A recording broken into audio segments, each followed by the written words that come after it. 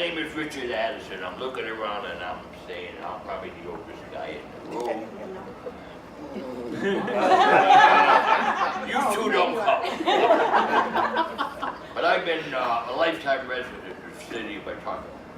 And I'm going to be perfectly honest with you. I see 4 minorities sitting up there at the table.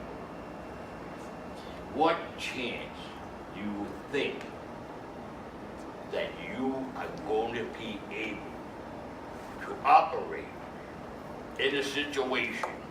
You may be counsel at large, but there's going to be the clique.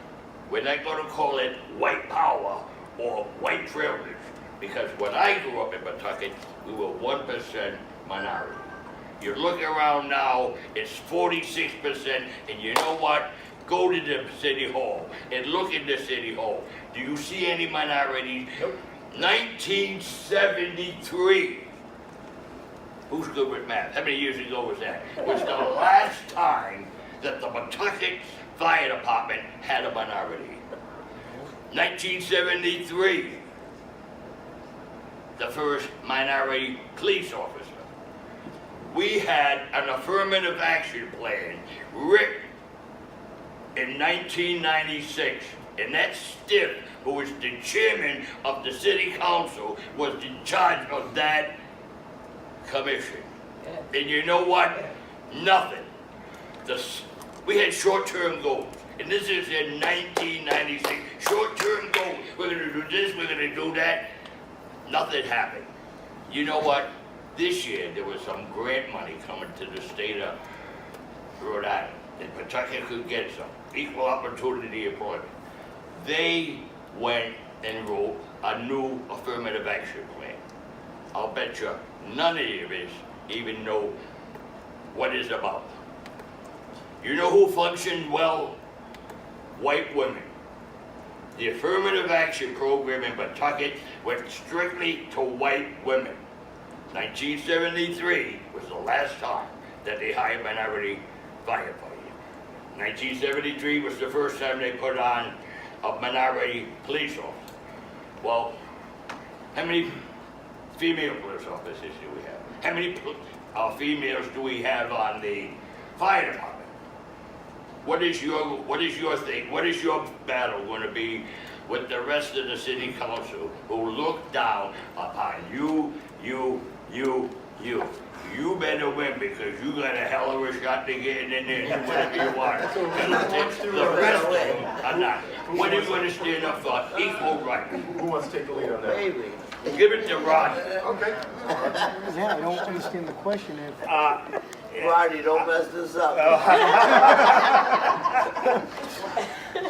He's absolutely right. I've read the new affirmative action plan, and wow, I didn't realize that he could get a grant with that type of plan. But what I found out was that the government actually just want to see one on file. They don't actually read it. Because if they ever read it, forget it. If it was up to me on any job application, there would be no more black, white, woman, female, male, or whatever. But, you know, it shouldn't be on there. As far as I'm concerned, it shouldn't be. If you're qualified, you're qualified.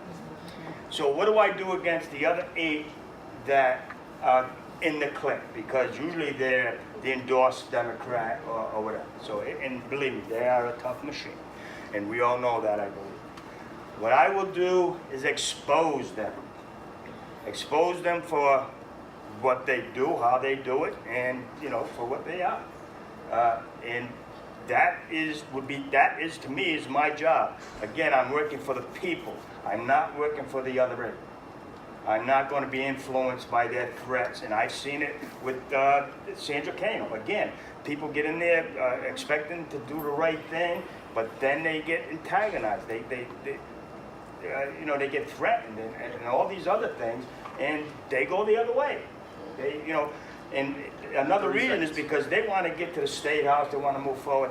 I'm here, City Council, going no further. I'm 63 years old, I just want to make this city work.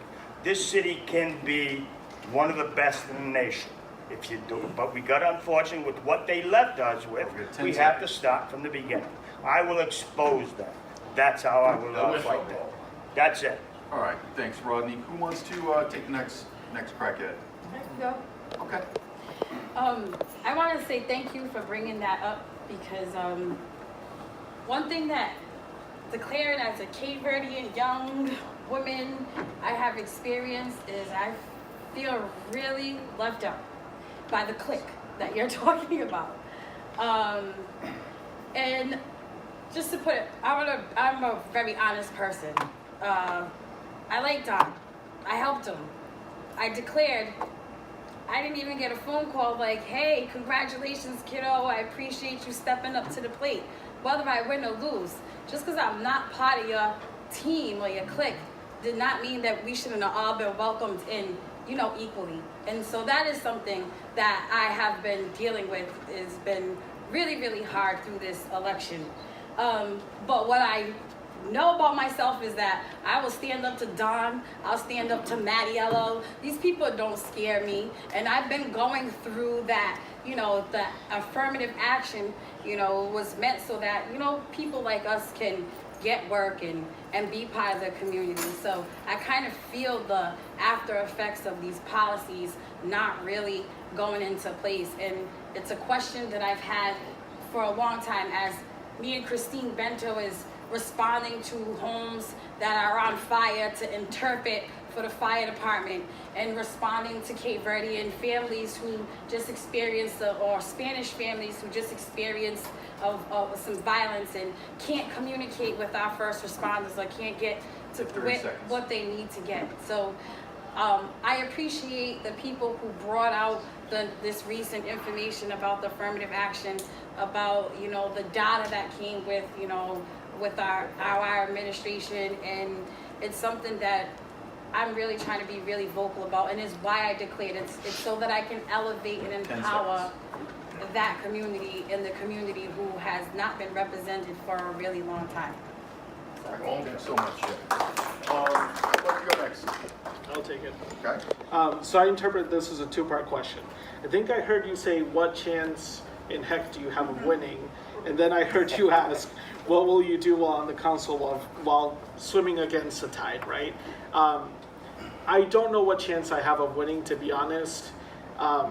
I also don't know what chance I had as a 5-year-old immigrant who didn't speak English coming here, not learning how to read appropriately until I was 12, and then graduating magna cum laude from college and being able to work in all sort of diverse fields. I like to feel like I swim against the tide constantly. I'm often the only person of color in some rooms where big decisions are being made. But I do think if just running, honestly, I'm swimming against the tide. There are 2 endorsed candidates. There are some candidates that are preferred by the political establishment. I am not one of those candidates. I am not backed, and it doesn't matter how qualified I am, and it doesn't matter what drive I have that possesses me to do something for my community. It only matters how much I'm willing to agree with a political stance as to whether or not I'm supported or not by the powers that be. So I will have to take that with me on the council. But my plan is similar to something Rodney said. I like the idea of exposure, but exposure through numbers. We can show bias in data. We can show where we're allocating money into some neighborhoods, where we're not allocating money into other neighborhoods. And I'm willing to force that conversation by educating the residents on how their dollars are 30 being seconds. spent, how their government is functioning, bringing them into the council chambers so they can also voice their concerns. And I also am not running because I have an ego and there's an agenda I want to put forward. I want to be representative of what the people are telling me. I have a skill set that I plan on using to 10 enact that seconds. vision, but I want my vision to come collectively from all of you. Thank you, Emmanuel. Who wants to go next? So I do agree with a lot of what Emmanuel and Melissa said, but I also want to say that we've been knocking on a lot of doors, and it doesn't matter if people don't go out and vote. So tell your neighbors, tell your friends to go out and vote for the change candidates. Vote for whoever you'd like to vote, but vote. Because it doesn't matter if we're sitting here and answering your questions or how many doors we knock on if you do not go out and vote. We cannot have any type of change We can't expect a change while doing the very same things. So engage 5 people that you know, take them to the polls, and make sure people get out and vote. We don't have a team, we don't have an administration, we don't have an unlimited budget. We're just people who want to see change within our neighborhoods, and we're just out there knocking on doors every day. So if you want to see change too, please, again, go out and vote. Thank you. Marshall, you can do this, Well, man. I'll take a stab at it, even though the question was only issued towards these incredibly qualified, overqualified people running for city council also. But one, you said I better win. I'm here with this clique. I'm not part of the administration clique. I don't care who showed up today. I don't care if it was filled with a room filled with Cape Verdean, Hispanic, African American. I'm here to represent everybody. So when you say I better win because I have the best shot to win, I didn't say you had the best shot. oh, I don't want to put words in your mouth, let me tell you that. But I will tell you this. I can't change my complexion. I can't change how I was born. But I do know my background. I know how I was raised. I know how my parents raised me. And I know that I want everybody's voice at the table. Just because I might not have all these backgrounds, these incredible backgrounds, doesn't mean that I don't know or don't care about the plight of other minority groups. I actually do know about them. Being a Shea student, I know I gotta stop, my friends tell me I gotta stop living in the past. That school raised me. That school made me the man I am. I know some of the discrimination that Ronnie's talking about that happens. I know about how when I would drive in my mom's Caravan and my friend would be driving in a Toyota Corolla behind me, he got pulled over and I didn't. I understand this issue. Might not have affected me per se, but it affected me because I saw my friends getting harassed. So I want to be everybody's voice. I give you that promise, Mr. Adelson, is it? Addison. Addison, I apologize. I give you my promise that I will be a voice for everybody. So thank you for that question. All right, thank you.